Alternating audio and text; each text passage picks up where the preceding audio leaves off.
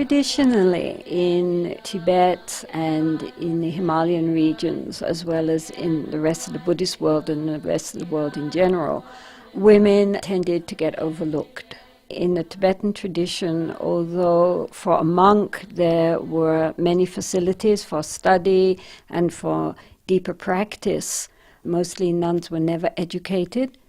And because they weren't educated, they therefore usually could not participate in more profound practices. And in addition, they had no voice. Of course, throughout Buddhist history, there have been very wonderful female practitioners who have accomplished everything that needs to be accomplished, but normally their story is not told. When the Tibetan refugees moved into India, one of their first priorities was to re-establish the monasteries which had been destroyed back in Tibet.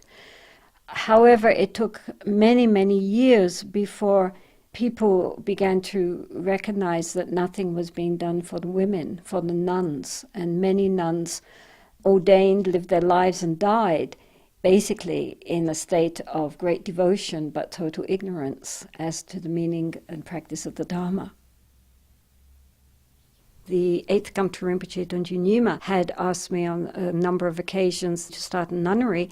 In those days I had no money, I had no anything. I just said, "Oh yes, Rinpoche," and put it aside. But in the mid-90s, when I was again requested by the lamas of Kampagar Monastery in Tashijong, North India, to start something for nuns, I realized this is what I really needed to do. My basic motivation was to try to give these young girls who come to us from Tibet and the Himalayan regions the kind of training I never got, and to allow them to understand that they themselves are able to carry the Dharma within them and to benefit both themselves and others.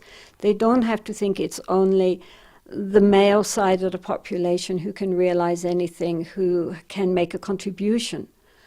Just to encourage them to respect themselves and each other and recognize each other's very unique potential. Because, as I said, the female voice has not been heard up to now. And so we're hoping in the next generations to come that it will be heard and that it will be its own very special, unique voice which will be of great benefit to many beings. First of all, we had to find girls who wanted to be nuns.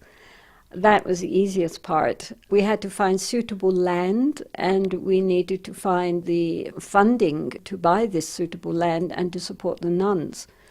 I spent about 2 years altogether looking for land in our area. It needed to be the kind of land on which one could actually build, because this is a hilly area, so a lot of land is very mountainous. It needed to have water, be fairly accessible, and not too far from Kampagar in Tashijong, which is our mother monastery. It has to be said that the monks of the Kampagar monastery have been absolutely wonderful and totally supportive towards our nuns. They really look on the nuns as their Dharma sisters, and often a senior monk will come and say, "What can I do to help the nunnery? Anything you want, please ask me." Monks from Kampagar have come every week to teach the nuns rituals and how to make tormas, how to play the various musical instruments, how to do the chanting.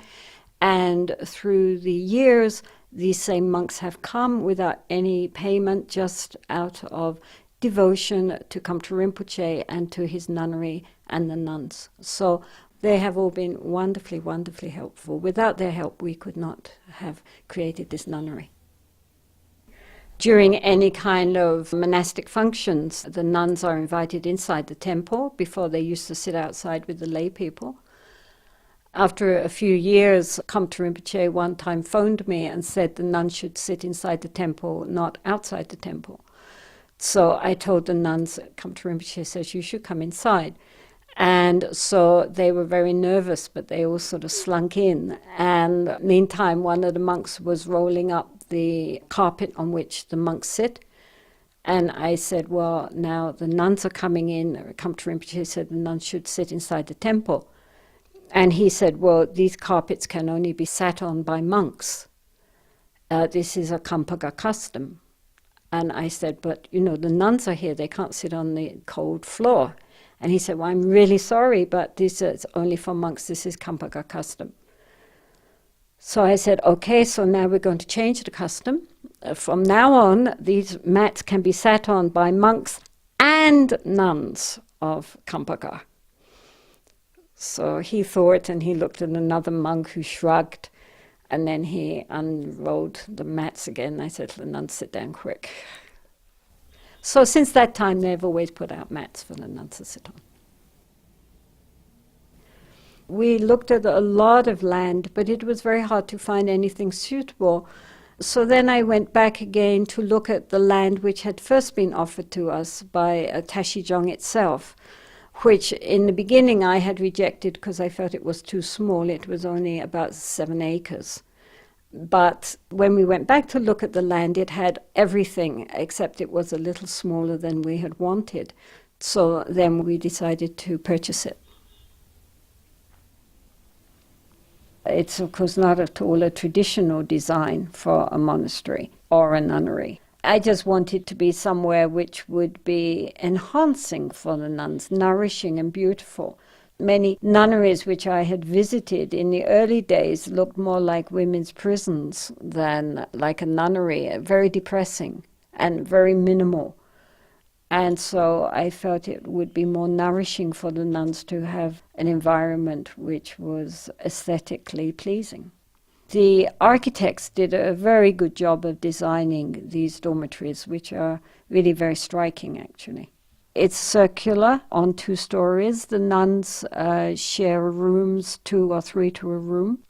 I wanted that there should be grass and flowers and an inside open courtyards so that the nuns could be out in the open, at the same time being very private. Also, I felt it would be nice to maybe have more rounded feeling rather than always endless squares and rectangles.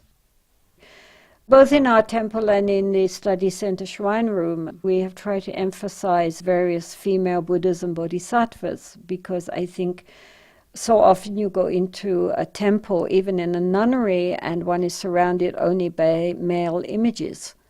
And I think it's very enhancing for the nuns to be surrounded by divine female forms, as well as a few male forms, of course. Dongyu Gatsal Ling belongs to the Drukpa Kagyu lineage, which was started in the 12th century by Sangpa Gyare, and is particularly prevalent not only in eastern Tibet in Nongchen, but also in the Himalayan border regions, especially Bhutan, Ladakh, Lahul, and Kinur. So many of our nuns come from this region, and we're the only Drukpa Kagyu nunnery which offers also an educational program.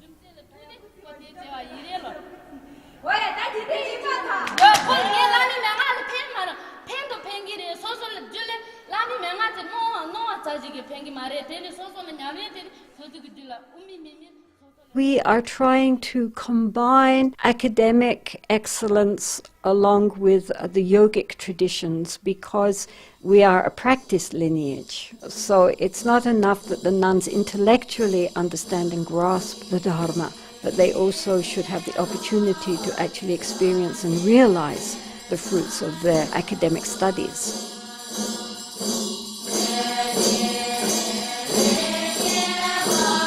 So therefore, although most of the year is dedicated to a study program, they still have everyday opportunities for quiet sitting, and in the rainy season they do a 2-month silent retreat during which they carry out the various practices of our tradition.